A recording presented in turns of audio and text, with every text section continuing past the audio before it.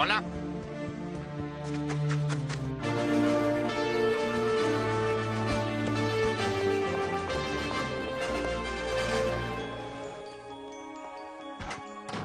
¿Por qué tardaste tanto?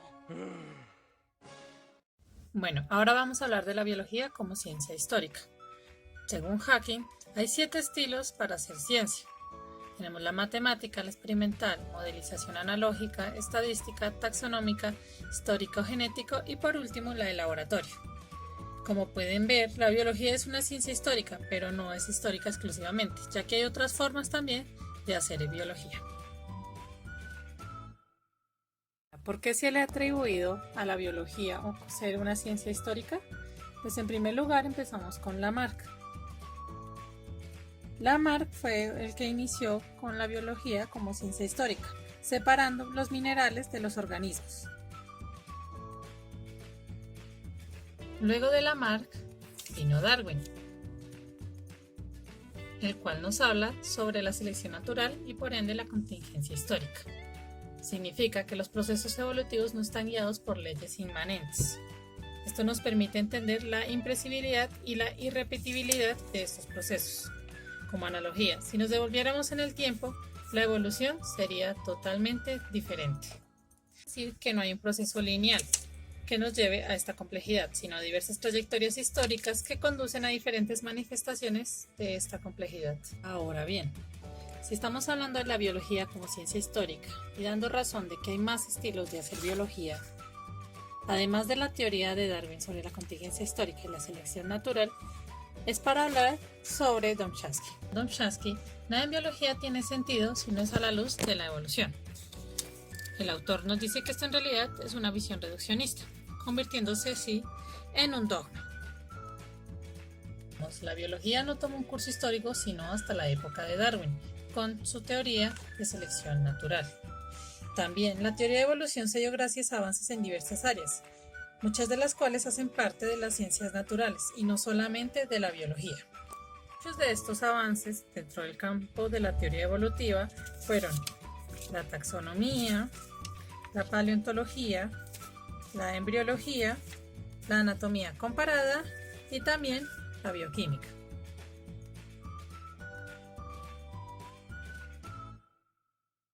Después de hablar de todo esto, podemos hablar de la importancia de las narraciones históricas.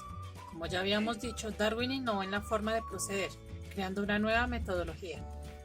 Siendo así que ahora existe una continuidad conceptual e histórica entre la estadística y la narrativa,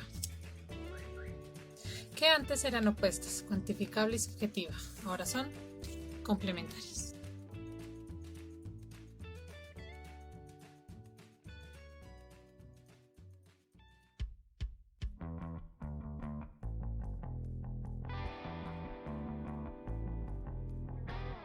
En este caso vamos a abordar el capítulo 2, los signos insensatos de la historia. Pero, ¿por qué hablar de historia?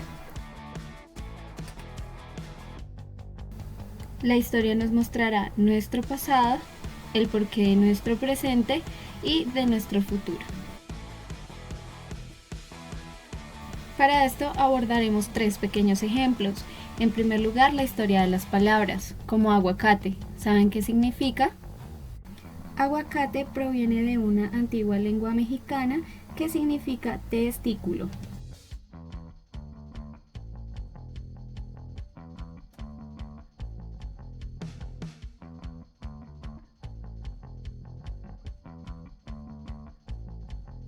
Los antiguos mexicanos le pusieron este nombre al fruto, demostrando su sentido del humor que desarrollaron gracias al dominio de nuestro idioma y el suyo, creando un lenguaje lleno de dobles sentidos.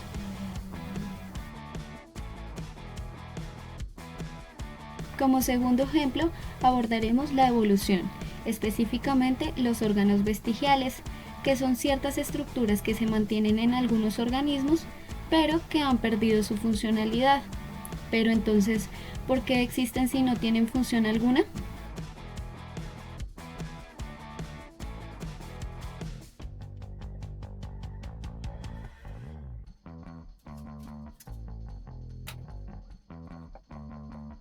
Precisamente porque cuentan nuestra historia evolutiva. Uno de los ejemplos más representativos lo podemos ver en nosotros los mamíferos. Por ejemplo, si comparamos las extremidades superiores de las ballenas, en este caso las aletas, las alas de los murciélagos y nuestras manos, podremos ver que la anatomía de nuestros huesos es prácticamente la misma.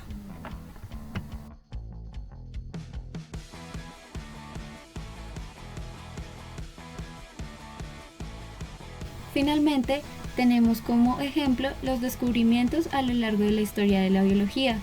Solo piénsenlo, ¿qué sería de nosotros y nuestro conocimiento si no hubiera existido el descubrimiento de la célula? O incluso vámonos más atrás, ¿qué sería del descubrimiento de la célula sin la invención del microscopio? Con todo esto podemos concluir que definitivamente conocer nuestra historia es importante.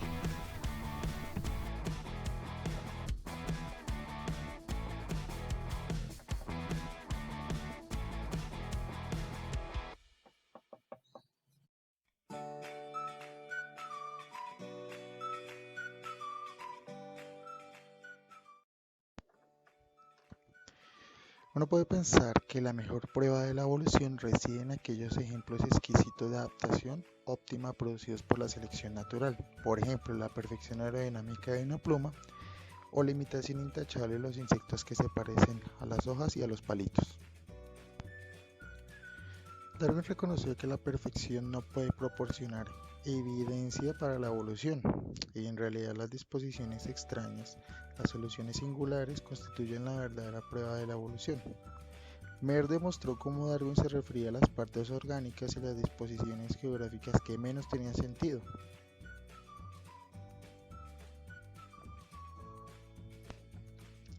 Pero bueno, ¿y qué animal representa tales rarezas? Lo que me hace recordar a los pandas. Los pandas son los peculiares del orden carnívoro, aunque su gusto es más bien totalmente opuesto, ya que subsisten a base de bambú. Viven en la China occidental, donde pasan hasta 12 horas consumiendo alimento. Pero bueno, ¿cómo un animal adaptado para la carrera puede usar sus garras tan hábilmente? Sujetan los tallos de bambú tan hábilmente despojándolos de sus hojas.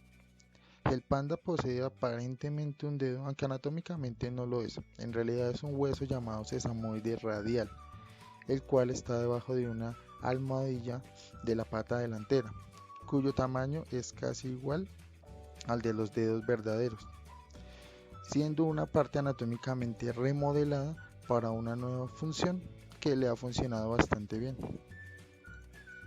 Bueno, coloquemos otro ejemplo. Los primeros tetrápodos tuvieron entre 7 u 8 dedos, y no 5. Si desde entonces hubieran tenido 5, se podría defender la existencia de cierta predictibilidad y perfección. El número 5 no tenía por qué haberse dado, pero simplemente se dio.